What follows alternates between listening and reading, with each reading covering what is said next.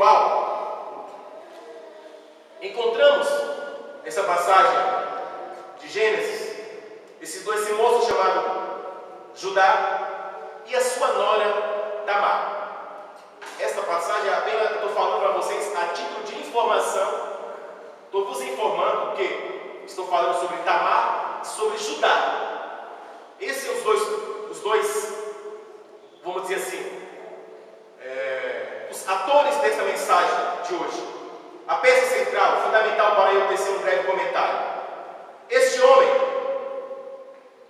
como nós conhecemos, tinha alguns filhos, era supernatural, que uma vez que uma senhora casava, digamos que havia, no caso ele tinha 3 irmãos, casou com o primeiro, veio a falecer, casou com o segundo, também veio a falecer, ela ficou aguardando que o menor, último, crescesse para que com ela também se casasse, para que ela se casasse com este moço. O pai já preocupado, porque por 2 vezes os 2 filhos casados com essa moça veio a falecer, ele já ficou um pouco meio que assustado com aquela situação, não concedendo para ela o terceiro filho, com medo também que acontecesse o mesmo que com os demais.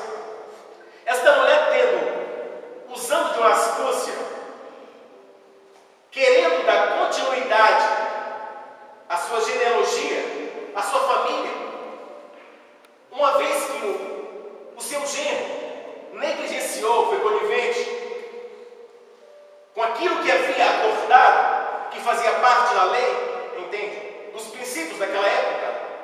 Então essa mulher usa de uma artimanha, uma vez que ela precisava, ela queria, era o desejo dela como mulher casada. Sabemos que um casal, para tornar-se família, uma família é composta de marido, mulher e filhos. Essa mulher já havia casado por 2 vezes e ainda não se sentia realizada. Não era compostamente realizada, não era uma família. E ela sonhava, como todas as mulheres, ter uma família, marido, esposa e filhos. Uma vez que ela não teve condição de maneira legal, ela usou de uma artimanha. Já que ele não quer dar o seu filho para casar comigo, mas eu quero ter um filho dessa família, da família de Judá. Ela desejava muito. Então o que é que ela fez? Para quem conhece a história, se vestiu como uma prostituta, né? Vestiu esse traje típico de uma prostituta e foi para a beira de um caminho, porque ela sabia que o seu sogro por ali haveria de passar. Aconteceu que ele realmente passou. Saindo ele da cidade, né? Foi em busca de uma aventura, foi em busca de um prazer, né? Encontrou com quem? Não sabendo ele que era a sua própria nora que ali estava. Porque as prostitutas da atualidade, da época, não eram como as mulheres de hoje. As mulheres de vidas fáceis são facilmente identificadas pela sua forma de vestir, não é isso? Algumas nós identificamos, essa mulher tem um comportamento mesmo leviano, é fácil de ser identificado. Naquela época era bem diferente. Elas se vestiam muito bem, a ponto de o homem coabitar com ela sem saber com quem estava coabitando. Não teve condição de ver o seu rosto e de identificar que era a sua nora. Concluindo já essa parte, quando chega a hora do bem bom, o homem estava sem dinheiro. Será que os jovens de hoje, algumas pessoas saíram para uma noitada sem dinheiro, terendo que abrir mão de um penhor? Eu já tive essa má experiência de sair, entende? E querer curtir, divertir. E quando eu me dei por conta, no acerto das contas, o dinheiro que eu tinha na carteira não foi suficiente. Eu estava com uma namorada na altura. Eu vendi os meus vários transportes, que era para trabalhar na segunda-feira, para tentar acertar a conta. Mesmo não chegou ao valor que eu precisava pagar. Eu deixei para trás, não só a dívida, e como a namorada também. Peguei o ônibus e fui embora, deixei para trás, porque não tive condição. Neste caso, este moço passou por uma situação semelhante. Então o que ela pede? Uma vez que você não tem dinheiro para me pagar, diz ele para ela: que penhor vos darei? De que maneira eu vos posso pagar? Apenas para estarmos juntos nesta noite. Então disse ela: eu quero de ti simplesmente 3 coisas. Não é muito o preço que eu vos coloco. Eu quero o teu cajado, eu quero o teu lenço ou o teu cordão, né? E o teu selo. Era só isso que ele precisava. E realmente ele concedeu para ela essas 3 peças, da qual nós falaremos nesta noite. Espero que, da forma que Deus falou comigo, fale com vocês também. Porque assim, amados, o que eu consigo observar desde já, que o selo, no sentido literal, o selo, fala-se a respeito de carimbo, um carimbo. Sabe o que é um carimbo? Todos nós trabalhamos em empresas, tem o seu carimbo, um carimbo específico, né? Ali você coloca a data. Temos, quando nós vamos na segurança, na segurança social, na junta de freguesia, tem ali o selo branco, não é isso? Também tem o selo. Aquele carimbo, aquele selo, identifica quem é o dono, o proprietário, a empresa, o órgão, a entidade que você esteve, é identificada através do selo. As carteiras, as camisas, tudo isso, ela é selada. Existe um selo que identifica quem é o proprietário daquele instrumento, daquele objeto. Os irmãos estão me compreendendo?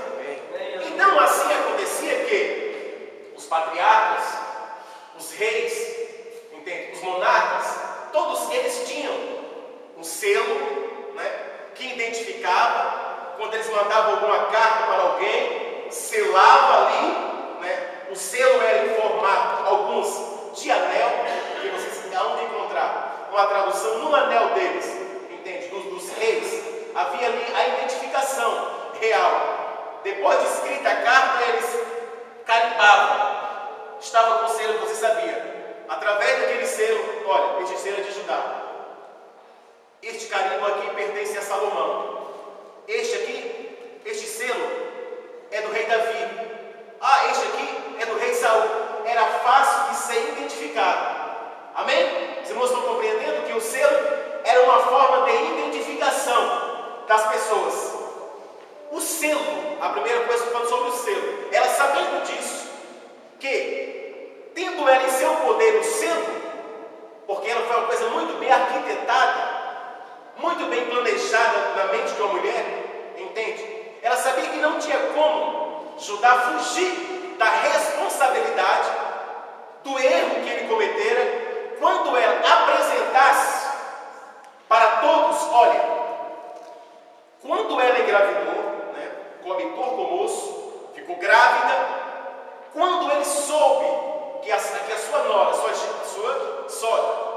nora estava grávida, alguém o avisou, ele mandou automaticamente trazer aquela mulher à sua presença e disse que ela seria ré, entende? De morte.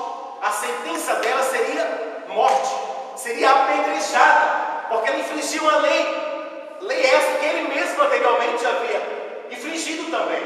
Ela diz o seguinte: olha, antes de vocês me apedrejarem, antes que eu seja morta, eu quero que vocês saibam o seguinte: o proprietário desses 3 objetos, o selo, o cajado e o cordão ou lenço, é do proprietário desses 3 objetos, e ali estava toda aquela pauta esperando, na expectativa, é o pai, o filho que eu estou esperando. E traz para todos de que era? De Judá. Entende? Então, acabou a situação para ela, parcialmente ficou resolvida, legalmente ela estava mais certa do que ele. O que eu quero dizer é o seguinte, diante dessa história: um homem em busca de prazer e pequeno prazer, abrindo mão de algo de suma importância, algo de grande valor, ele abriu mão de 3 objetos, parte da família real, era também um patriarca, abriu mão do selo da sua identidade apenas por pequenos minutos de prazer. Os irmãos estão me compreendendo?